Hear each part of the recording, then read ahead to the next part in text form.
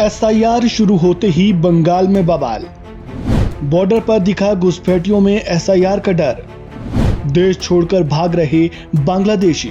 पश्चिम बंगाल में एसआईआर के शुरू होते ही बवाल मच गया है।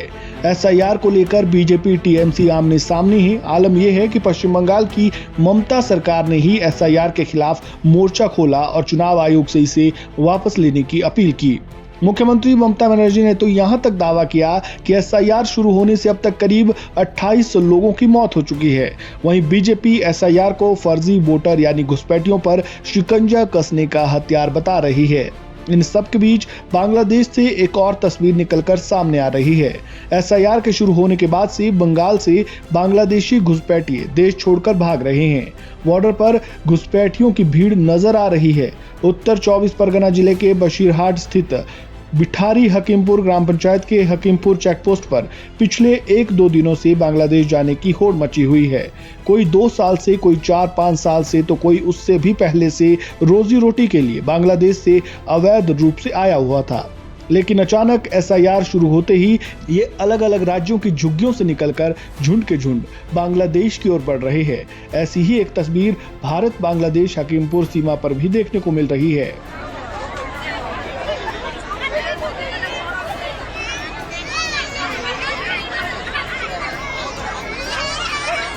बीएसएफ की ओर से दी गई जानकारी के मुताबिक पश्चिम बंगाल में एसआईआर के खौफ से करीबन 500 बांग्लादेशी भाग खड़े हुए। बीएसएफ के सुरक्षा बलों ने इन्हें इंटरसेप्ट किया। जानकारी के मुताबिक सोमवार को ये सभी लोग 24 परगना जिले के स्वरूप नगर स्थित हकीमपुर चेकपोस्ट से निकले। इनकी मूवमेंट को बीएसएफ की बटालियन ने नोट किया, साथ ही इन्हें गिरफ्तार कर पूछताछ की है। इन सभी लोगों का कहना है कि उनके पास भारत में रहने के लिए कोई भी ऑफिशियल पेपर या डॉक्यूमेंट नहीं है। एसआईआर के कारण घुसपैठिया वापस बांग्लादेश जा रहे हैं। बीएसएफ ने बताया कि इन लोगों के पास बांग्लादेश के जो डॉक्यूमेंट है उन्हें वेरीफाई करने के लिए बांग्लादेश बॉर्डर गार्ड को भेजा जा रहा है। वो कंफर्म करने के बाद भारत से उन्हें हैंडओवर किया जाएगा। वहीं पश्चिम बंगाल में जारी एसआईआर प्रक्रिया को लेकर सियासत भी खूब हो रही है। यहाँ एक बीएलओ ने अपनी जान ले ली।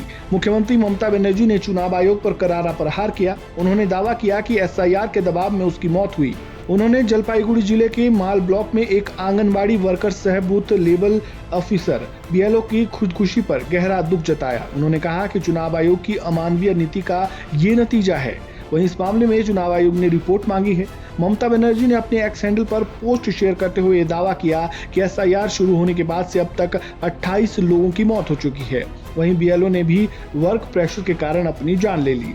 चुनाव आयोग 3 साल का काम 2 महीने में करवा रहा है। चुनाव आयोग एसआईआर प्रक्रिया को बंद करवाएं।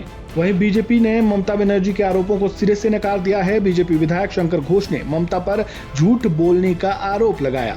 क्या कुछ कहा, सुनिए। देखिए, सबसे बड़ी बात है हमारी चीफ मिनिस्टर, वो तो हैबिचुएटेड लायर है। तो इसीलिए जब उन्होंने इस तरह की गलत इल्जाम देते हैं, मुझे ऐसा लगता है कि ईसीआई को इन्वेस्टिगेट करना चाहिए उनके ही खिलाफ, क्योंकि हमारे देश में अभी 12 राज्यों में एसआईआर के काम चल रहा है। किसी भी राज्य में कोई ऐसी घटना की खबर नहीं है, लेकिन हमारे राज्य में हमारे चीफ मिनिस्टर बार बार ये कोशिश कर रहा है कि एसआईआर को कैसे टाला जाए।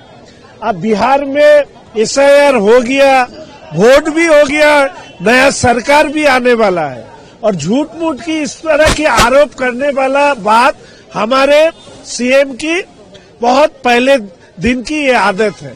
2009 से 2011 तक आप लोगों को पता है कि इस तरह से डेड बॉडी को लाकर कलकत्ता के राजपथ में इस तरह सुकून जैसा, भल्चर जैसा पॉलिटिक्स करने की उनकी आदत है।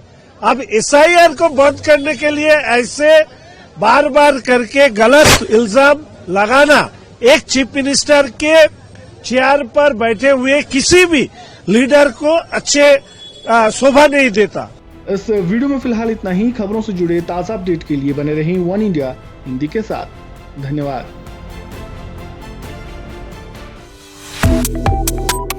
Subscribe to One India and never miss an update. Download the One India app now.